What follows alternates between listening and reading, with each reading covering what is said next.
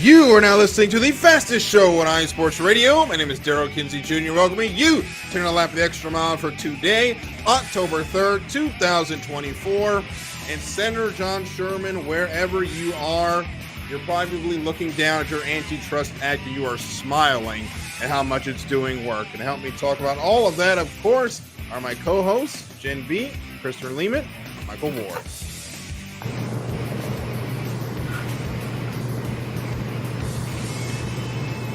Howdy. Hello. So thank everybody for being on, whether or not you're watching live on YouTube, Twitter, or Instagram, or listening to the re-air. We're going to pay some bills, and we're going to get started on the other side of this break. Sit tight.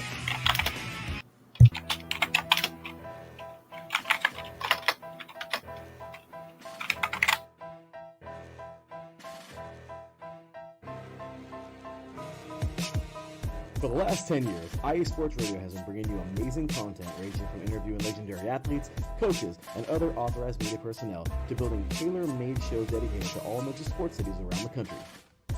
Make sure to follow us at iSports Radio on X, Instagram, Facebook, TikTok, and YouTube to keep up with the latest in sports and with all of our shows. Also, make sure to check out our daily updated website at iSportsRadio.com. At iSportsRadio.com, you can see our daily show schedule and check out all of our show pages with personal bios to learn a little bit more about each of our awesome hosts. In addition to our show pages, you can catch the iSports Radio blog, Hall of Fame, Fans of the Month page, and our merchandise shop, including t-shirts, tank tops, caps, long sleeves, hoodies, and more. For now over a decade here at iSports Radio, we've continued to be by the fans, for the fans, and we thank you all for your support and for making iSports Radio your direct feed for all that is sports.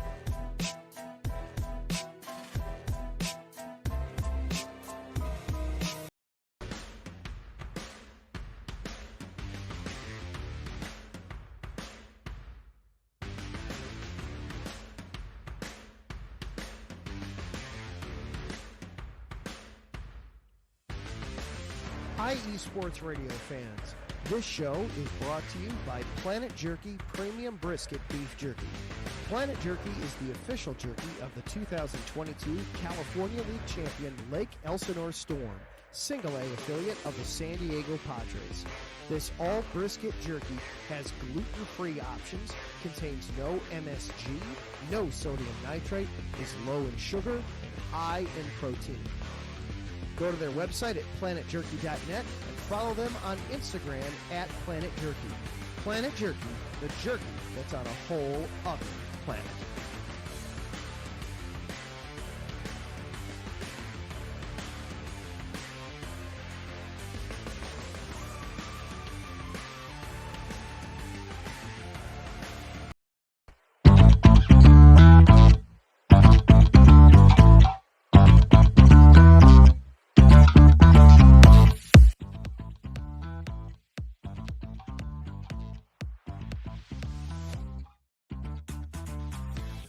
Hey there, eSports Radio fans. Be sure to check out our sponsor, Seal the Deal Wax Seals by Cecilia B.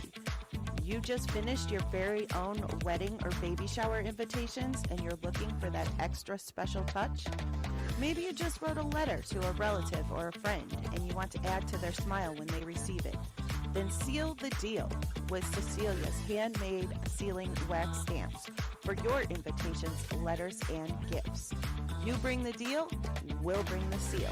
You can find them on Instagram at SealTheDeal_wax stamps and on Facebook, Seal the Deal Wax Seals.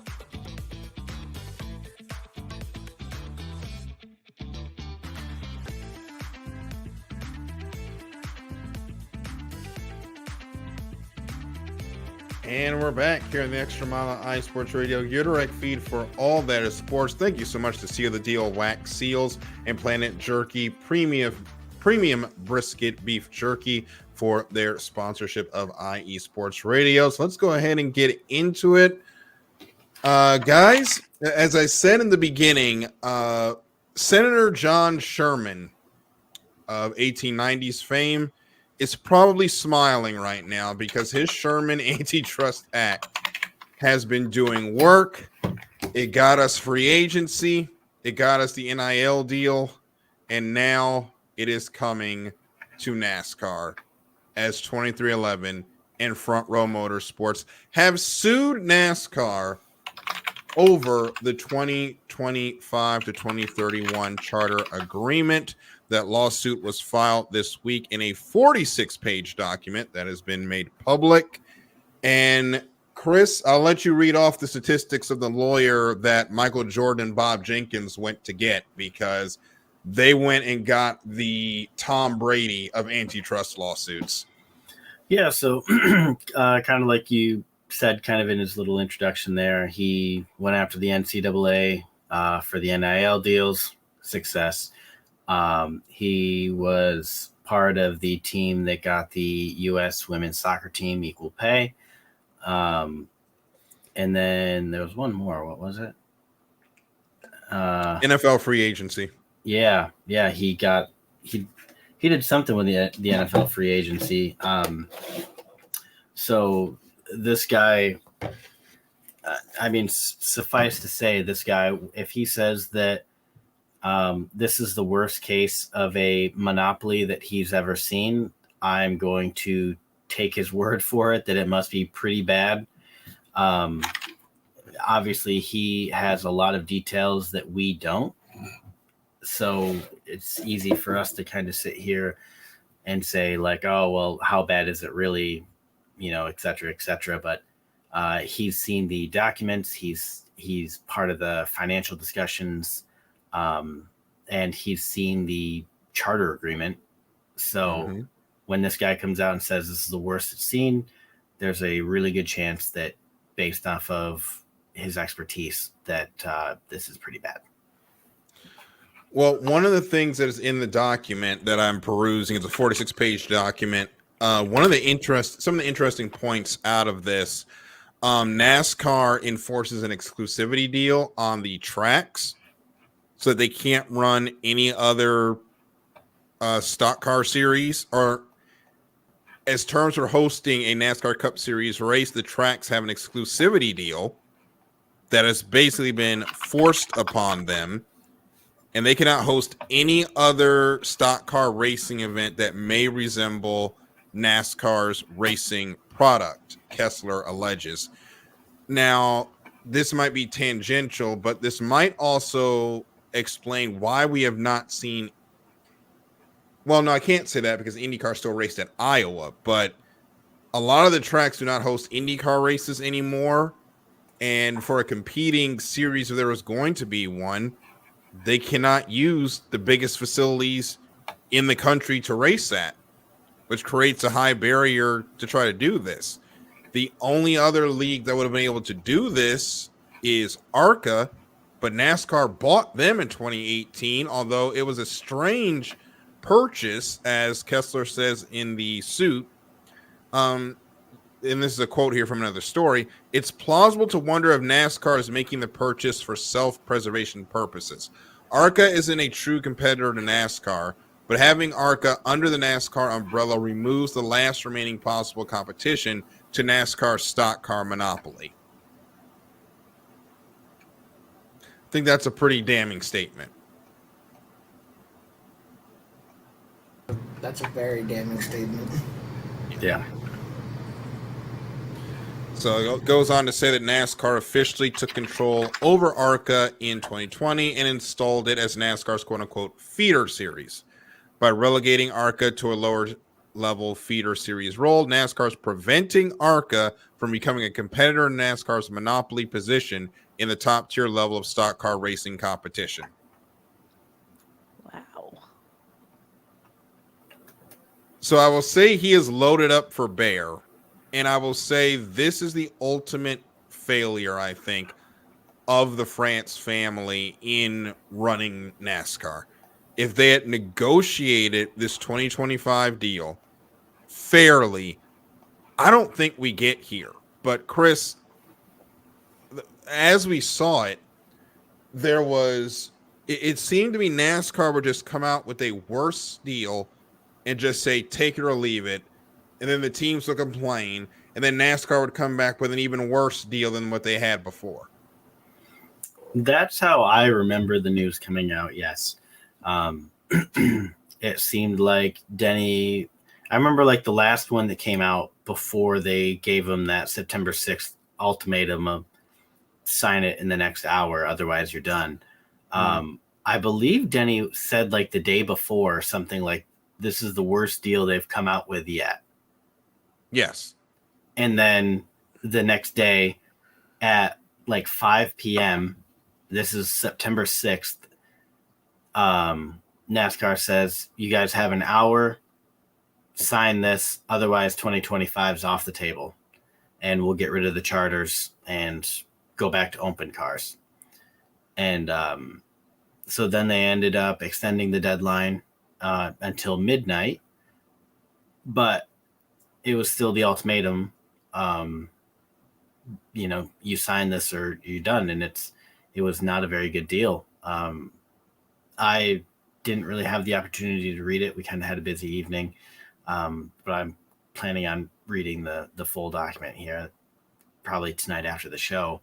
But just the way that they went about doing it, and then I'm sure we'll talk about it in a few minutes. The clause in there that basically once the team signed it, that released NASCAR from any litigation about antitrust, which that in and of itself is a basis for an antitrust lawsuit. So I just don't see why teams would have signed it. Seeing that, and clearly their legal teams didn't have the opportunity to really comb through this, because I think that this is a much bigger deal than, people who are on the side of NASCAR in this are willing to admit. Well, Jen, I'll get you in on this conversation. It really feels like with this situation, and we were talking about this at the beginning of the show, this is what happens when you have an individual that, and I will say this kindly, is several generations behind what the modern landscape is. Right now, the two owners that are suing NASCAR, one of them is Bob Jenkins, who owns or is a major franchisee of Long John Silver's. He's got plenty of money to burn. The other is Michael Jordan. He has not stepped on a basketball court since I was 10, and he's still bringing in a minimum $300 million a year for tennis shoes. At this point, reselling tennis shoes, or old tennis shoes as new tennis shoes with the whole retro line. This is an individual, two owners with money to burn and an axe to grind. Right. Yeah, I think that they angered the wrong teams here. Mm-hmm.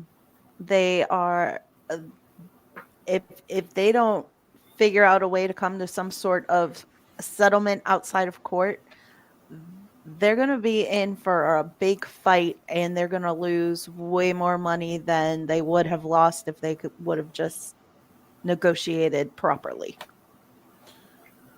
It's kind of like with the port strike we just saw that ended earlier this afternoon. If you just fairly negotiated the deal, you wouldn't be in this position. But Exactly. Michael, it just seems like greed once again takes over the day, and now it's put NASCAR in a bad situation. Yeah, greed will sometimes take over, like you said, and it'll make people make some really messed up decisions. And you are witnessing one of them. Yeah. Unfortunately. Another thing when it comes to this suit, if I am 2311, if I'm Front Row Motorsports, I am not taking my eyes off my cars at all when they're at these tracks, especially the 45 at Tyler Reddick, who's still in the points battle, because all of a sudden that rule book might get a little bit tighter, specifically for those teams. Yeah, I wouldn't suspect foul play. Yeah. Now, they might not go that route, as some people have said, but I did see one commenter, Chris, on Twitter say you might see an influx of speeding penalties on 2311 and front row going forward. Yeah. They are not going to get the benefit of the doubt going forward for sure. And I think I can probably guess 5 cars that might be going back to the R&D center on Sunday. Yeah. Their numbers are 11, 23, 45, 34, and 38. Yeah, I think those cars will be going back to the R&D a lot in the next few weeks. Yep. And it's sad. The thing is NASCAR smart enough not to do that, because you're just at that point asking for more fuel to the fire and adding retaliation to the suit. But given how NASCAR has acted, if they were acting in a way that was civil or intelligent, we wouldn't be here. Very true. Yeah.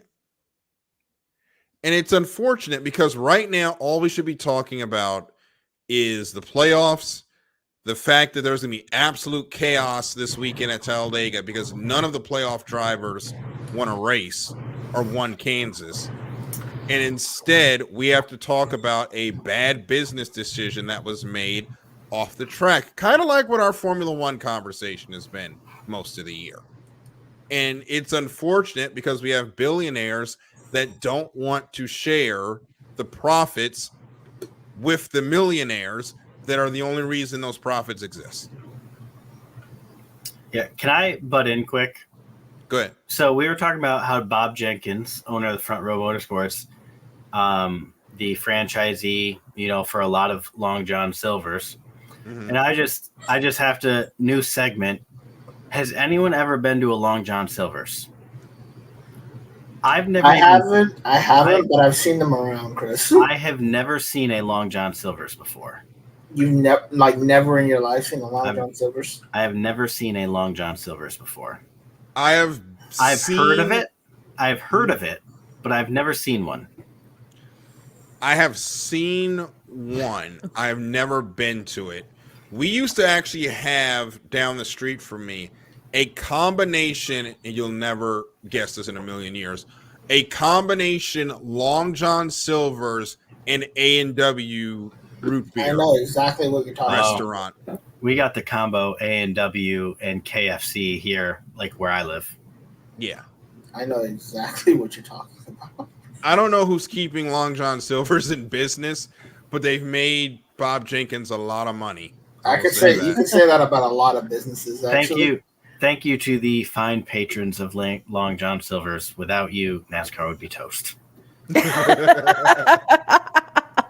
A fried fish company saving NASCAR was not on my bingo list.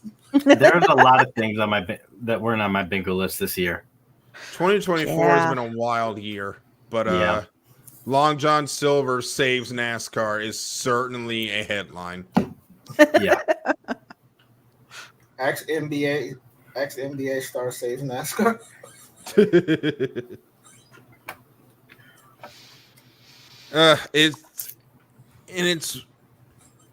Let's be honest. Denny Hamlin and crew took a big risk doing this right now, but they didn't have a choice.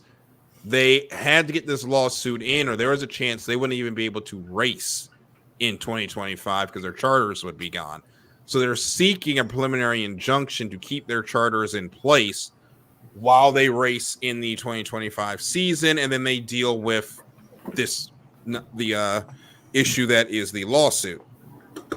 A court will have to decide that at another date. It's also, this is basically Denny Hamlin fighting for his team's life. They just built the new airspeed shop there in North Carolina that they're using to run Helene supplies with Hurricane Helene. And there's a lot of people that work in that facility that need to get paid. And they're not going to be able to do that if they lose their charter. And I have to turn this now on some of the folks in the NASCAR media. Why are we defending NASCAR so hard? Can someone answer that question for me? With everything we've known and how the teams have been upfront with how poorly these negotiations are, is it a question of keeping your access? Are you trying to make somebody happy, or do you really believe that the teams are not entitled to any more money than what they're getting? Like, why are some of these pundits, Ryan McGee is one of the bigger ones, out That front? was a wild headline. Did you see that? Yeah, I'm going to read it here in a minute. I'll get up here on the screen for those to see it. But why are these folks bending over backwards to defend NASCAR? I don't understand it. I mean, based on the information that we have, what they did is indefensible. So it makes no sense. And there's a quote in the court documents from Jeff Gordon saying that his team hasn't made money in years. So where's the defense for NASCAR there? Well, Hamlin said the same thing. You know, the top teams are lucky to break even. And by the way, this is the Ryan McGee line. I'm gonna make that bigger so everybody can see it. The top teams are breaking even. If they're breaking even, what are the Carl Longs of the world doing? Right. And this is Ryan McGee's comment trying to straw man Hurricane Helene survivors to say that 2311 and Front Row Motorsports were wrong for their lawsuit, which is absolutely disgusting. And I'll read it here. On the same day the NASCAR community teamed up for Helene aid, two of its teams announced they were suing the sport. Debate the antitrust lawsuit all you want, but there's no debate about the callousness of the timing. Wait a damn week. Okay, Ryan, it's not like they knew this hurricane was going to happen. Right. It's not like they knew the most destructive hurricane since Katrina was going to come through and run roughshod through western North Carolina that I don't think has seen a hurricane ever. You think they chose that time intentionally? They're trying to save people's jobs, you jerk. And that's my nice way of putting it. Yeah, I was getting ready to say, I feel like you wanted to say a little bit more than jerk there. Definitely. And J.R. Houston, who works for 2311, says what we're all thinking. What an awful take, bro. Using disaster to create a clickbait article is equally as abhorrent.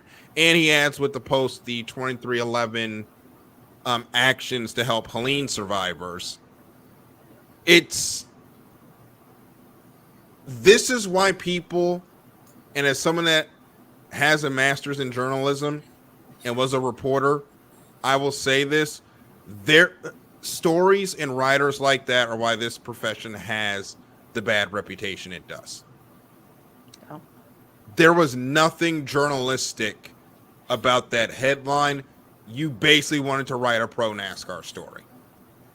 There was nothing neutral about that headline. That was just rage bait. That's all that was. Yeah. That guy just saw an opportunity to get clicks, and that's what's wrong, Darryl. As a journalist, you see that type of thing, and like I know it pisses you off because there's no journalistic integrity there. That's just abhorrent to write something like that. That's like the point that he's trying to make is the timing's bad. That tweet is worse than the timing. Yes. And also, rage baiting is just, in my opinion, it's just childish. Yes.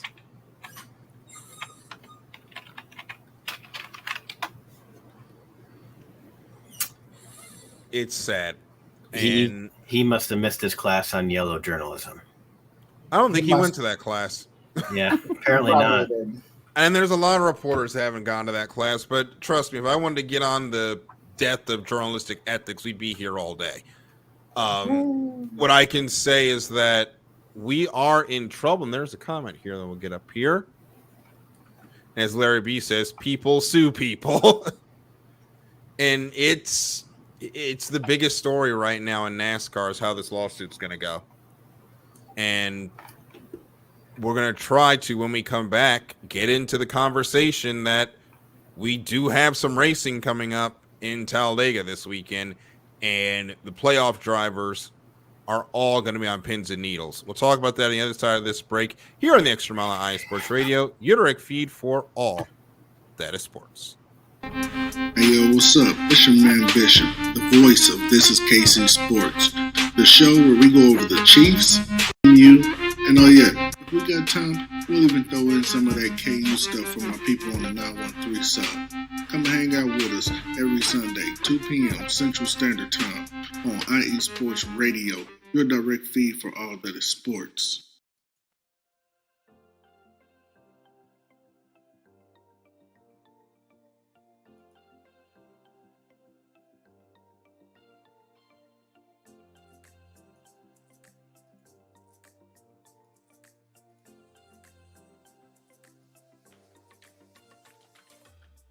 Are you a fan of Buffalo sports? Are you thinking of changing loyalties and becoming a Buffalo sports fan? Do you even know where Buffalo is on the map? Did you know Canada is closer to Buffalo than New York City? Welcome to the Buffalo Huddle, every Tuesday night at 7 p.m. Eastern Standard Time and 4 p.m. Pacific Coast Time on IE Sports Radio, your direct feed for all that is sports. I'm your host, Patty Bax. This is a podcast designed for you, the passionate sports fan. I know you love your sports. Who doesn't? I cover Buffalo sports and so much more by bringing in the human elements. I call it Buffalo Sports with a Twist. Join me as we take a journey into the world of Buffalo sports. I guarantee you'll fall in love with Buffalo just like I did. Each week we start with an inspiration, question of the day, a Buffalo fun fact, and a weekly challenge to you, the listener. Come huddle up with me every Tuesday at 7 p.m. Eastern Standard Time and 4 p.m. Pacific Coast Time for the Buffalo Huddle with Patty Bax on IE Sports Radio, your direct feed for all that is sports. As we say in Buffalo, go Bills!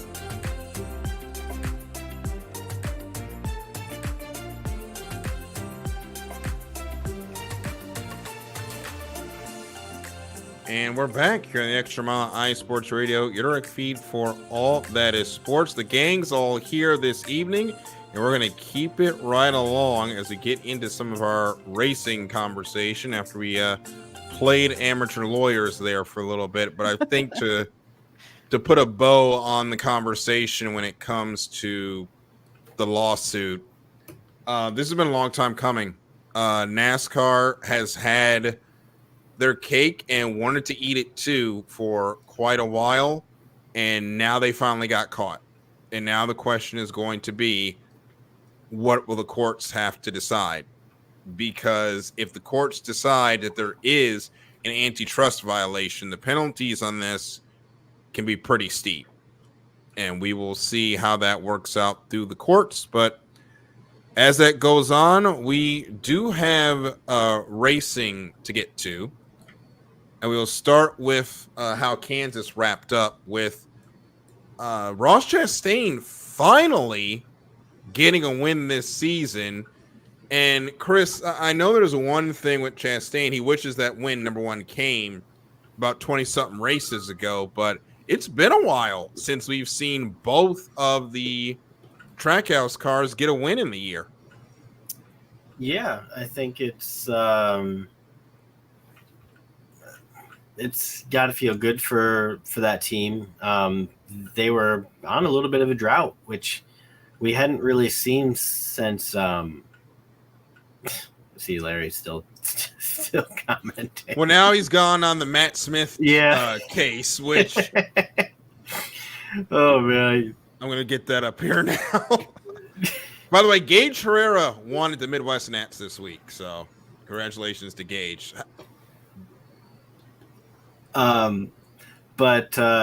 Yeah, I think it's got to be a sigh of relief. Chastain was on a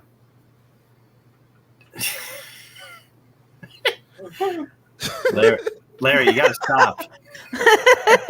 He's getting Chris all topic. Larry's about to get muted. Anyway, you're talking Chastain. Yeah. I'm just waiting for Larry to write my next talking point for me. Yeah, it's got to be a good feeling for them. They were on a bit of a not losing streak, but a bit of a slump. So it's great for that team. Suarez obviously got his win earlier this year, so it's back to that organization. We expect to have both cars win in a season, so they've kind of checked that box this year, albeit the timing wasn't quite exactly what they wanted. So congratulations to Chastain, the one team, and I am just happy that it wasn't William Byron. So well, on the other side of that, Jen, Kyle Busch cannot buy luck. He was leading that thing with like 30 laps to go, and the 41 car decides, yes, now is the time I'm going to race. Yeah. Absolutely wipes Kyle out. I looked away from the screen for a second, and all of a sudden I hear, and Kyle Busch is done. I was like, what? And I look, and he's spinning around, and I was like, oh my gosh, that guy can't catch a break this season. Christian Malley checking in on Twitter says hi to everyone. Hello, Christian. Good evening to you. Thank you so much for listening here to the Extra Mile. We're just discussing the terrible, no good luck that Kyle Busch has had this season. And I was actually listening to that on the NASCAR app on the way home from an event we were at that my fiance and I were at in St. Mary's County here. And it sounded like, okay, Kyle Busch is finally going to get this win.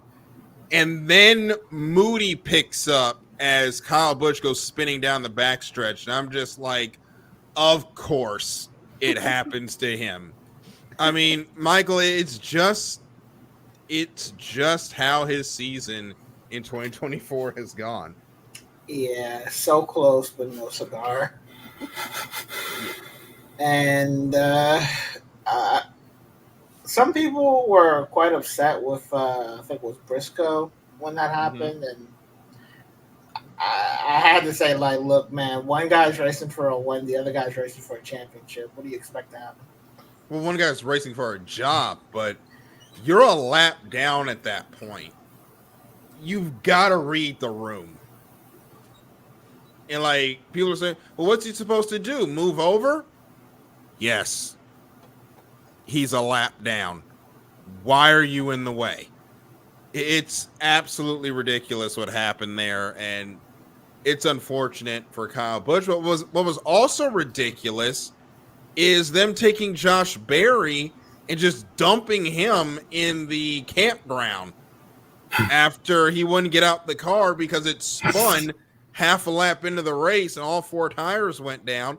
But apparently because he was, quote, in the wreck and couldn't drive it back, even though the only damage was the four tires, Chris, his race was over before it even started. Yeah, that was kind of funny. Like the picture of his car at the campground. Did you see that? I saw it. I saw it on Twitter, the video of him sitting there, and they're like getting the flatbed, and Childress is telling Josh, hey, don't get out the car until they make you. And then Josh is like, yeah, I think we're at that point now. That was like, that's just one of those things that, like, you see, like, if you see that picture out of context, you will just assume that it's like AI or something. I like legitimately laughed out loud when I saw that whole situation. Like that was funny. Yeah, just rough day for a lot of people. Definitely a rough day for Bell too. Yeah, it was just these. You know what? These playoffs have just been really rough on playoff drivers this year. I think more so than normal. This is the one playoffs where I'm like, I don't know who's going to win this thing because everybody keeps having issues. I love it. I think it's great. I love the fact that like Larson went into the first round with like a 1 race lead on people. And I thought about like texting our group like, oh, Larson's got a one race lead. And then like 5 minutes later he wrecks. I was like, oh, there that goes, huh? Yeah, I mean, but so it's much been for great. the I love greatest it. racing driver in the world, right? Well, Has anybody had a worse? Kyle Larson has main character syndrome. He definitely does. Greatest racing driver in the world. He's got main character issue. And also, like, I'm just going back a couple minutes to point this out, but Christian Malley is our first Twitter commenter, like, since we started broadcasting live on Twitter. So thank you, Christian, again. Thanks for being here. You are officially our first Twitter commenter, so thank you. Yeah, Christian checking out some Thursday Night Football while the show's going on as well. So thank you for having us on your second screen there. I know it's hard with all the NFL, all the sports choices you got this evening, so we're glad you're listening tonight. Looking at the playoff standings, William Byron is actually leading the way. You know, one of those drivers that Hendrick fans want fired for whatever reason. 34 points to the good. Ryan Blaney second. Christopher Bell, Kyle Larson, Denny Hamlin round out the top 5. 6 through 8, Alex Bowman, Chase Elliott, and Joey Logano. Your drivers currently out are Tyler Reddick, Daniel Suarez, Chase Briscoe, and Austin Cindric. So It's that a is Hendrick show right there. Yeah, so we got 4 Hendrick cars, a couple of the Penske cars, and a couple of JGRs currently in the playoffs, just as you would draw it up as the big 3 teams are clogging up the top 8 spots right now in the playoffs, but they're all going to Talladega. With a must-win situation. Oh, there we go, Larry. You're number 2. Yep. So now we're going to Talladega, and we know this track needs no introduction. Larry, no. It's not Hendricks. It's Hendricks. There's no S. This is what happens when you have a live studio audience for those that are that are listening to the re-air right now. But we're going into Talladega, a track that at its best of times is chaos incarnate. Now you have 12 playoff drivers that have to push to get in to lock themselves into round number 3. My only question to the group is, how many of them are going to come back home with just the steering wheel on this last lap on Sunday? Sure. Out of the 12 playoff drivers, 11? I'm going to say 5. I'm going to say all of them. I just think they all end up in the big one because they're all going to have to push. Like, you can't do what Denny Hamlin did at Atlanta, which was like ride around in the 20s and then try to make something happen. You've got to get that win so that you don't have to go to the Roval and try to do it. So this is going to be a race that you are not going to want to miss. It's going to be aggression on 10, and when aggression is on 10 at a super speedway race, there's a chance where you could get a shock winner just because all of the playoff drivers destroy each other. Yeah. Of course we don't. Of course we hope that doesn't happen. Well, I mean, they maybe. barely made it through a race without wrecking in the first lap as it is. Yeah, they've had some struggles with getting through the first lap lately. I don't know what that's all about. I just want to know, obviously this is the race where Bubba Wallace got his first win. That team has been hurting to get something done. They had a awful Kansas. They need a pick-me-up in the worst way, and this is a place where it's funny, Kansas is usually their strongest track.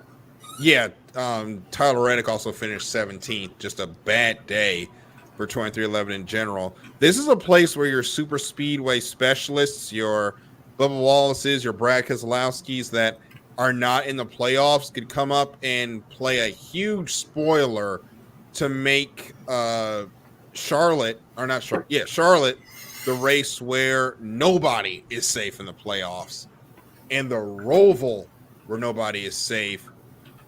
That's going to be interesting. Yeah, you're gonna see some. If that's the case, you're gonna see some desperate moves. Hey, we like desperate moves, though. That makes the playoffs more interesting. I think it's better, and Chris said, and I'll agree with them, it's better now that we have these playoffs where nobody is locked in, everybody has to keep pushing, compared to in recent years where we would have at least one driver already locked in because they dominated the stages in the first two races. And then your two winners. So you've only got, okay, of the 12, there's 9 that are really pushing. And of that, 4 of them can just ride around and make it to the next round. Now, because it's so close, everybody has to keep pushing. Yeah. Yeah. Competition is good. Yes. That could apply to some other things that we talked about today. Yeah, that can cover a lot of things that we have discussed. I was trying to figure out how to make a layered statement there. Definitely worked. Speaking of competition, Chris, you have been locked in on the Drafty Car mobile game. Now, I've seen a little bit of this, haven't played it myself. Take us through this. It's addicting to start off. It's great. It's free. The guy that developed it is really responsive on Twitter. I was having some issues, and he he walked me through fixing the issue, and then basically was like, I've noted that. I've had a couple other complaints, and he's like, I'm putting out this weekend, I'm hoping to get a patch out. And he goes, I will DM you when I send it out so that way you can update it. So really responsive. It's kind of taken the NASCAR world by storm if you're on Twitter. Like Colleague posted this weekend about it. Dale Jr. has been playing it. Like Dale Jr. posted a screenshot of him winning a race. It's just this really simple, kind of brings you back to like the like 80s, almost like arcade style racing game. Really basic. It's fun. And the career mode is more in-depth and enjoyable than any of the like NASCAR heat games that have come out in the last 10 years. It's just a really fun game. I highly recommend it. I have been absolutely addicted to it. So yeah, go check it out. It's amazing. And if you have an addictive personality, maybe don't. I'm already locked into my phone as it is. I'm trying to cut back. So I think it would just make that situation worse. TikTok has not helped my screen time at all. But no. I will check that out. It's okay, Darryl. You just need to keep your posture straight. You can't hunch over. Yeah, I've been working on that. Actually, my problem is like slouching down in the chair. I already had some issues with that, but I'm good now. But switching gears to Formula One for a little bit because they're on a break. Some more conversation has come out about Daniel Ricciardo's unfortunate situation. Story broke earlier this week by everyone's favorite team boss, Christian Horner, that Helmut Marko actually wanted Ricciardo out of the seat as early as Spain because, frankly, he wasn't beating Tsunoda. Chris, I'll start with you. This Ricciardo situation, this last year just felt like it was fate that he was not going to finish the season in that seat.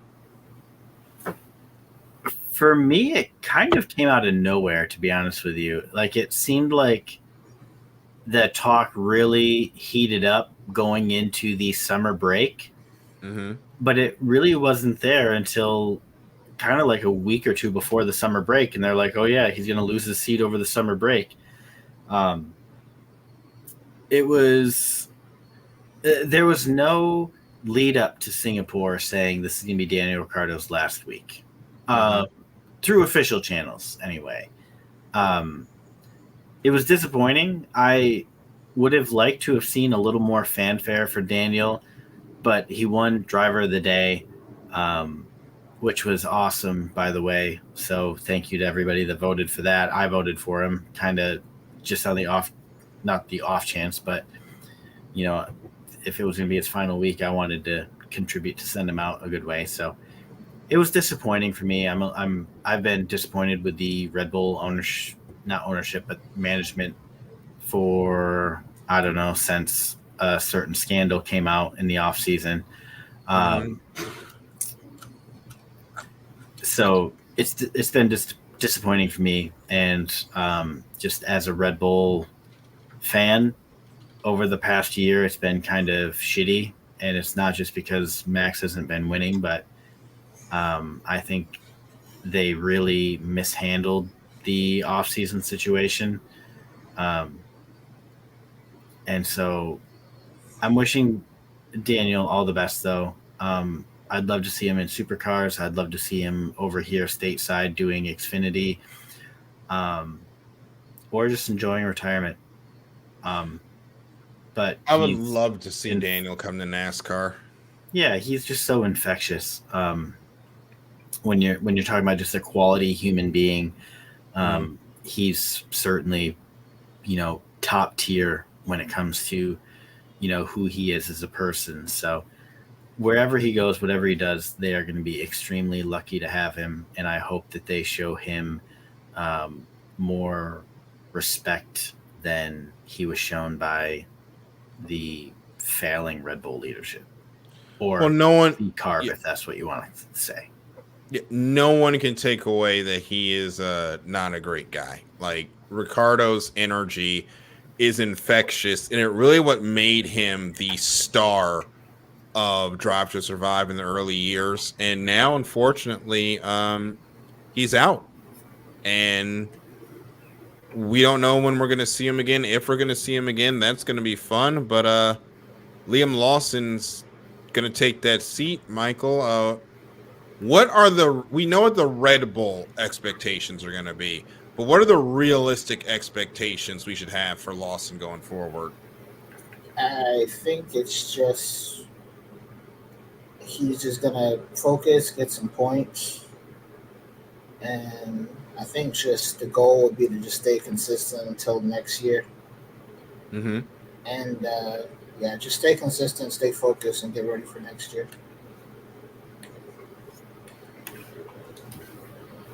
Jenn, it's weird as a young driver coming in mid-season, but it's really a situation where he's kind of playing the backup quarterback role. He's got house money. Just go out there, have some fun, and hey, maybe you get some points, you get celebrated. If not, well, you weren't supposed to be here anyway.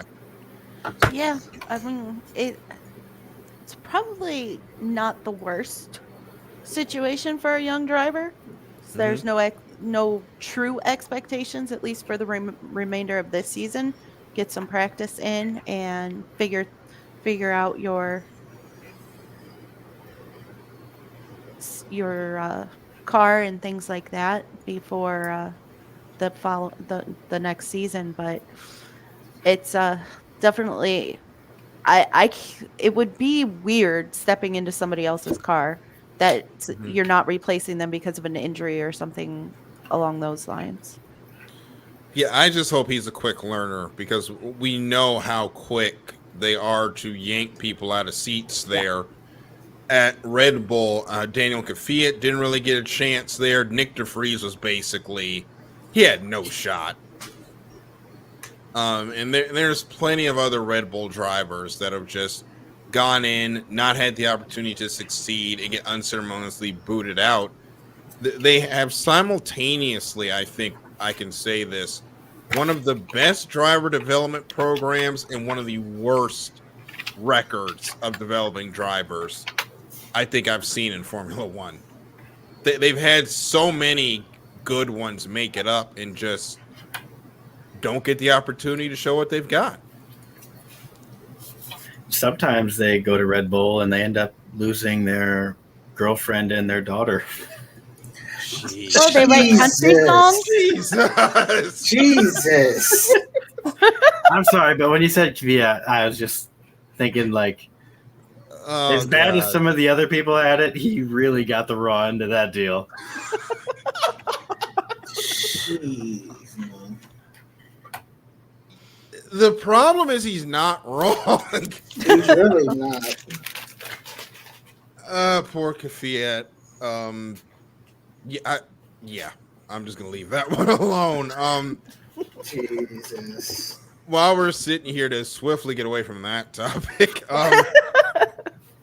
this tweet, as I was scrolling along, Denny Hamlin mentioned a situation that we talked about pertaining to the beginning of the show when it comes to this lawsuit. I'll bring it up here. The interview with MRN and Jeffrey Kessler, the attorney for Denny Hamlin and Michael Jordan's 23XI and Bob Jenkins FRM team. They had an interview on Sirius XM NASCAR. Apparently it didn't go that well. And Chris, you can corroborate this. The interview is not on the replay. Correct. Of the show. Matt Weaver also mentioned it. And that led to this tweet. And I want you to pay close attention to who's the first comment there at the bottom. That is a guy that knows a little bit about scandals and NASCAR. Jeremy Mayfield, who unceremoniously had his career ended after the whole Aaron Crocker, Ray Everingham fiasco. Yikes. It's going to be a wild ride this next couple of weeks. And I'm glad we have someone like Lee Diffie on the Cup broadcast going forward, because this is going to be a rough one, trying to navigate this while also calling the end of the NASCAR season. So, update. So, 3 hours ago, Matt Weaver said that the full episode, including the Jeffrey Kessler interview, is now available on the SiriusXM app. So, Denny tweeting 8 hours ago, and the Twitter world kind of taking that on has put the pressure on for them to put that back out there. Interesting what happens when pressure is applied.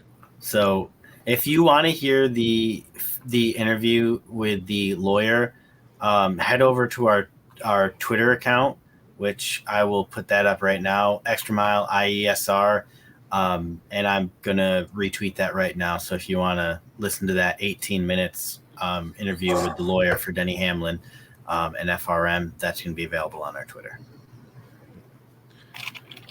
So we're going to get ready to get out of here for another great edition of the Extra Mile. I want to thank everyone for listening.